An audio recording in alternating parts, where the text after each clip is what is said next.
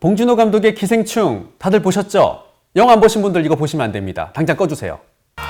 서울대학교 문서위조학과 뭐 이런 거 없나? 아들아, 네가 자랑스럽다.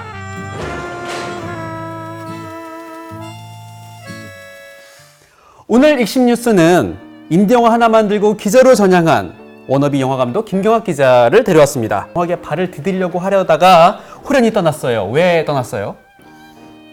뭐 당장 좀 돈이 생활할 돈이 필요했고요. 그리고 뭐 제 스스로 좀 약간 용기가 부족해서 뭐 경향신문 사내를 돌면서 영화 기생충에 대해 궁금한 질문, 궁금한 내용들, 김경학 기자에게 물어보고 싶은 내용들을 정리해봤습니다. 그래서 이제 블랙박스에 담아봤어요. 여기서 이제 하나씩 소리 들리시죠? 네. 여기서 이제 하나씩을 골라주시면 되는데요. 검은 상자를 저와 함께 열어보시겠어요?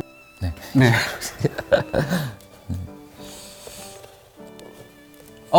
좋습니다.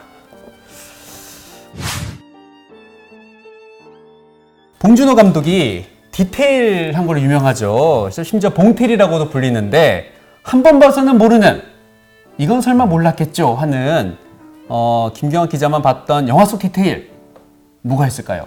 제가 좀 본 것 중에 좀 진짜 저런 것까지도 신경을 썼나라고 싶었던 장면은 이제 그 고등학생으로 나오는 다혜 교복을 입고 수업을 받는 장면이 있는데 거기 보시면 이제 그 상의 쪽에 학교 마크가 보이는데 그게 제가 보기로는 그게 서울대 마크였거든요. 그래서 아마 서울 사대부고 학생으로 설정을 한 게 아닌가 그렇게 생각합니다. 그 디테일까지 신경 썼던 봉준호 감독이 왜 하필 그 많은 학교 중에서 서울 사대부고 학생으로 다혜를 등장시켰을까요?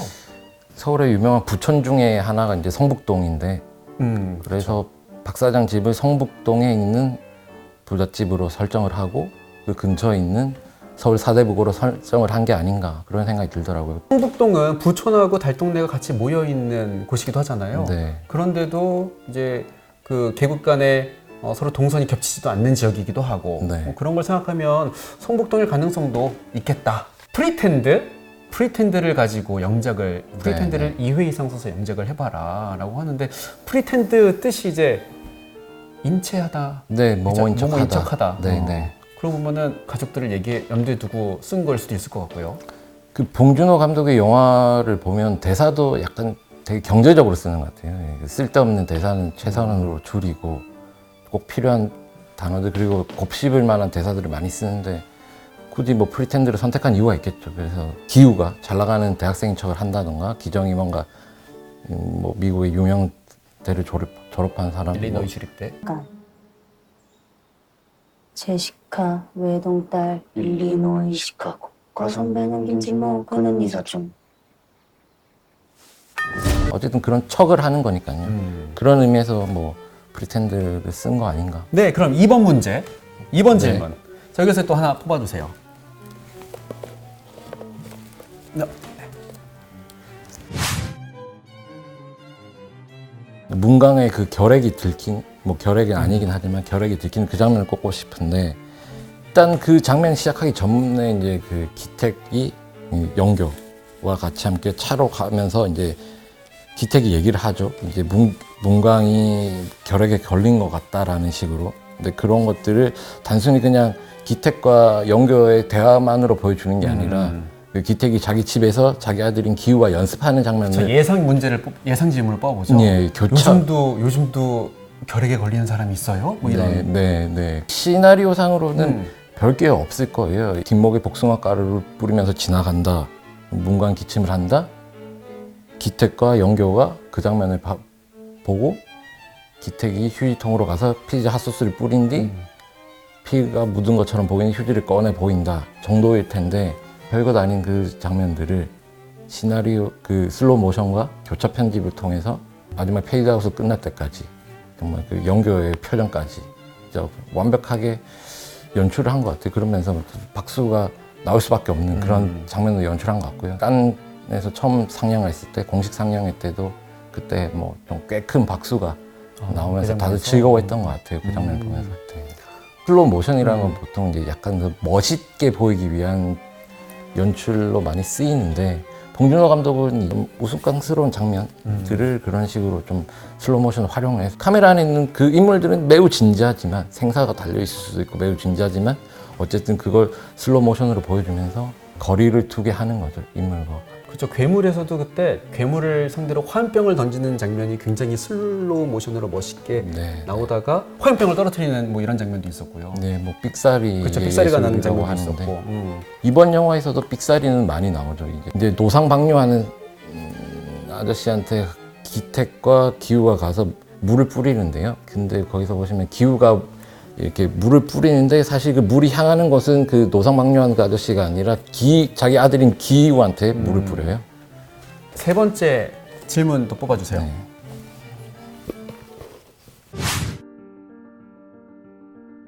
박찬욱 감독 영화 보는 느낌도 들었어요. 박 감독은 영화 보고 뭐라고 했을까요? 저도 궁금해서 박찬욱 감독 한번 인터뷰해보고 싶기도 한데요. 한정된 공간 세트를 활용한 촬영 그리고 뭔가 좀 잔인한 장면 묘사, 잔인한 결말 뭐 이런 점에서 박찬욱 감독 영화랑 비슷하다고 생각하실 수 있을 것 같은데 저는 뭐 박찬욱 감독의 영화 같다라는 생각은 안 들었고요. 사실 좀 연극적이라고 생각이 들었었는데 그거는 어쨌든 봉준호 감독이 인터뷰 때 그런 얘기를 하더라고요. 제가 이제 이 영화를 처음 구상한 게 언제냐라고 물어봤는데 2003년인가 어쨌든 2000년 초반에 봉준호 감독이 영화에 많이 출연했던 김래아 배우 등 주로 연극 배우들이 많잖아요. 그런 분들하고 같이 이제 밥인지 술자리를 하시다가 이제 그분들이 제안을 했나 봐요. 봉 감독에게 이제 연극 연출도 잘할 것 같은데 연극을 한번 해보는 건 어떠냐라고 해서 아 그래 그러면 약간 연극 같은 이 영화를 한번 써보면 어떨까라고 해서 그렇게 장소를 좀 한정 지어놓고 시나리오를 쓰기 시작했다고 하더라고요. 그런 면에서 좀 연극같이 느껴질 수 있을 것 같아요. 사실 봉준호 감독을 정말 스타 감독 반열에 올려놓은 살인의 촉이라는 영화도 원래는 원작은 이제 날 보러 와요라는 뭐 연극이고요. 네. 아, 네. 본인이 생각하는 연기가 인상적이었던 배우는 저는 어쨌든 박사장 안에 영교를 연기한 뭐 조효정 배우가 제일 좀 눈에 띄었던 것 같아요. 조효정이라는 배우는 웬만한 사람들이면 다 얼굴도 알고 이름도 알고 있는 배우지만 근데 이번 영화에서 이 영교라는 인물이 저는 제일 입체적인 인물로 봤어요. 뭔가 뭐 심플하다고 영화에서는 표현되는데 뭔가 좀 모자란 듯 하면서도 그래도 또 아는 것도 되게 많아요. 되게 강한 듯 하면서 되게 약하기도 해요. 아들의 뭔가 트라우마를 꼬집 얘기를 했을 때 바로 눈물을 흘리는 뭔가 아들에 대한 사랑 아니면 또 약한 모습도 좀 담겨있고요. 뭐 그런 정말 그 복합적이고 뭔가 입체적인 인물인데 사실 이런 인물을 연기하기가 쉽지도 않고 그런데 조효정 배우가 정말 한 인물로 보이게끔 잘 연기를 했던 거 아닌가 그런 생각이 들어요.